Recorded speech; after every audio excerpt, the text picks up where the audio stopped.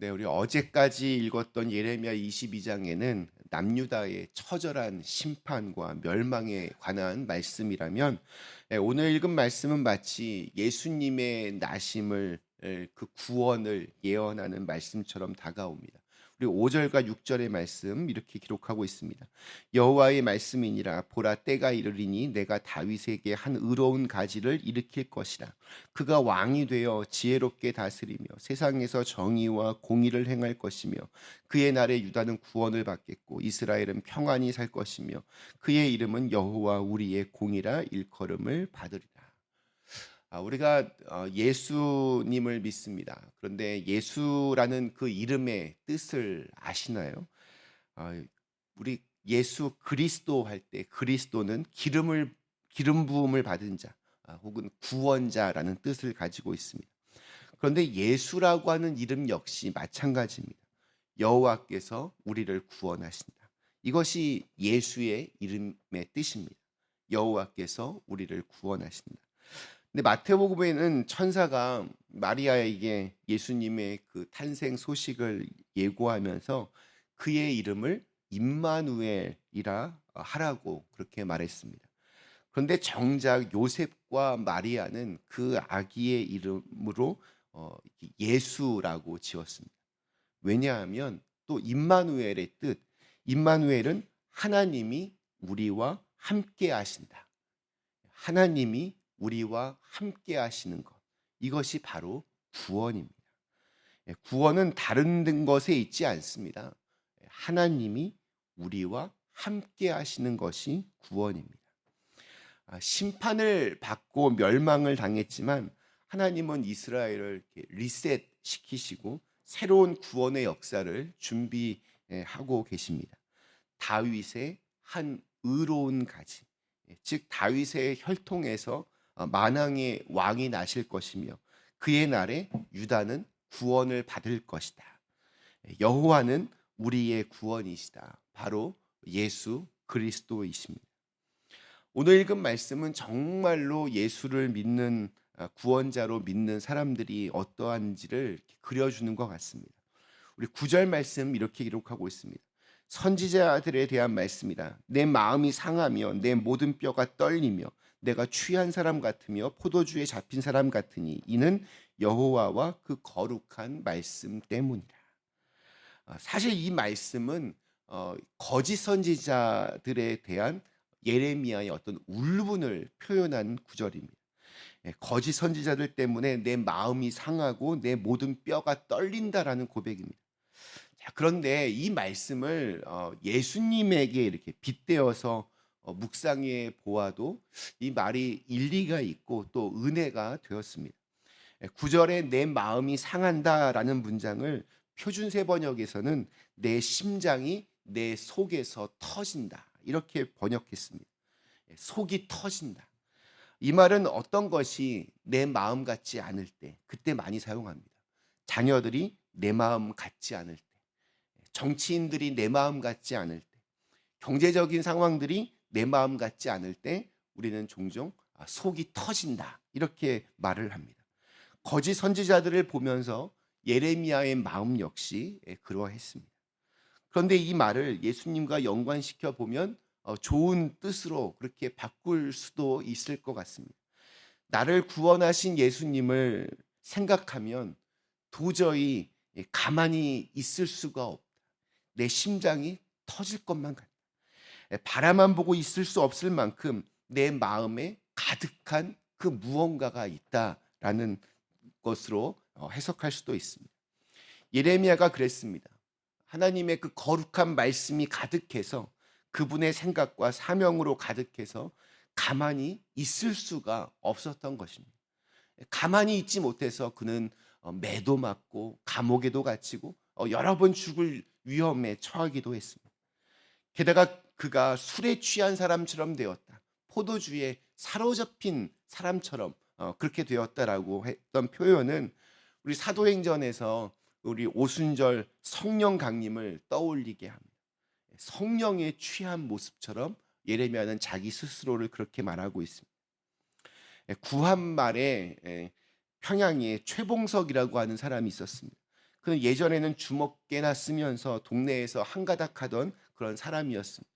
그런 그가 어떤 작은 직책을 받아서 관리가 되어서 떠났는데, 거기서도 이 건달기가 발동했는지 공금을 횡령하고 유배 처분을 귀양을 받았습니다.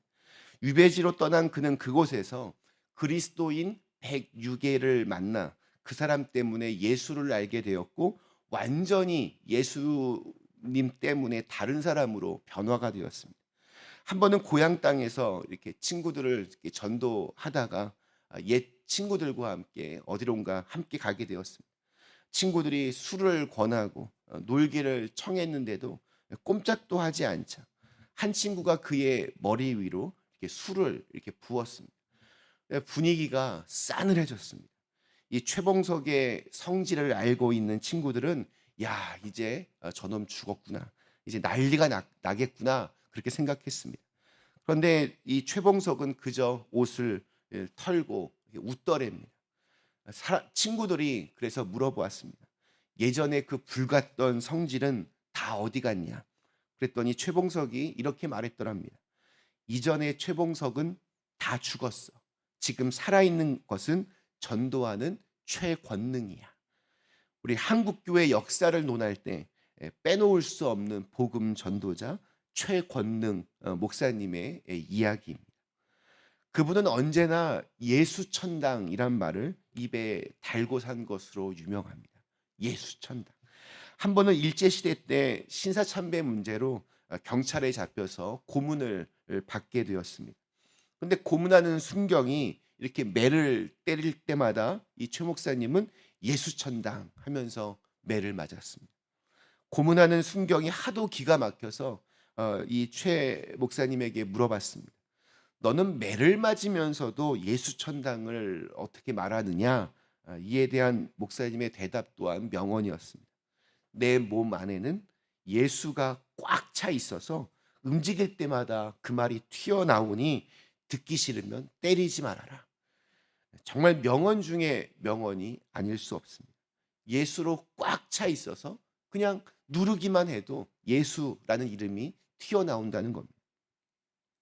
예수를 따른다라고 하는 것은 완전히 전인격적인 변화입니다. 주님께 사로잡히는 겁니다. 주님으로 꽉 차 있는 겁니다. 마치 사랑에 빠져서 모든 생각과 행동이 그 사랑 안에 있는 것처럼 말입니다. 우리는 그분 앞에 서 있습니다. 이제 우리가 선택을 해야 합니다. 주님의 십자가 앞에서, 주님의 이름 앞에서 우리는 이전의 삶처럼 나를 선택할 것인지 아니면 이전의 삶을 버리고 주님을 선택할 것인지를 결정해야 합니다. 그 결정은 주님을 선택하는 사람에게는 축복이요 은혜이지만, 주님보다 나를 선택하는 사람에게는 그것이 저주요 심판이 될 것입니다.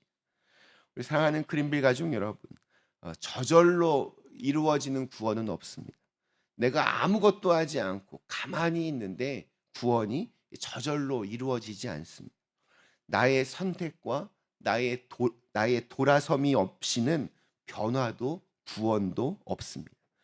세상을 붙잡고 있던 손을 놓고 주님께로 향하지 않으면 우리에게 구원은 이루어지지 않습니다.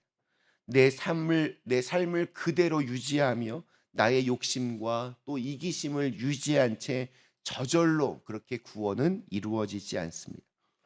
버려야 할 것은 버려야 하고 또 돌아서야 할 순간에는 돌아서야 합니다. 하나님의 은혜는 주님께 돌아서는 자에게 적용되는 법칙입니다. 어떤 과거든 어떠한 죄든 돌아오는 자에게는 하나님의 구원이 임합니다. 우리 예수님의 이름과 그 어원이 같은 여호수아는 자신의 유언을 이렇게 남겼습니다. 만일 여호와를 섬기는 것이 너희에게 좋지 않게 보이거든 너희 조상들이 강 저쪽에서 섬기던 신들이든지 또는 너희가 거주하는 땅에 있는 아모리족 속의 신들이든지 너희가 섬길 자를 오늘 택하라. 오직 나와 내 집은 여호와를 섬기겠노라. 오늘 우리에게 주신 하루, 우리는 말씀 앞에서 두 갈래 길에 서 있습니다. 구원의 길이 있고 멸망의 길이 있습니다. 은혜의 길이 있고 심판의 길이 있습니다. 예수로 충만하여서, 예수로 꽉 차 있어서 예수님과 함께 우리가 서 있는 곳을 천국으로 만들어갈 수 있는 오늘 하루가 되시기를 간절히 기원합니다. 잠시 함께 기도하시겠습니다.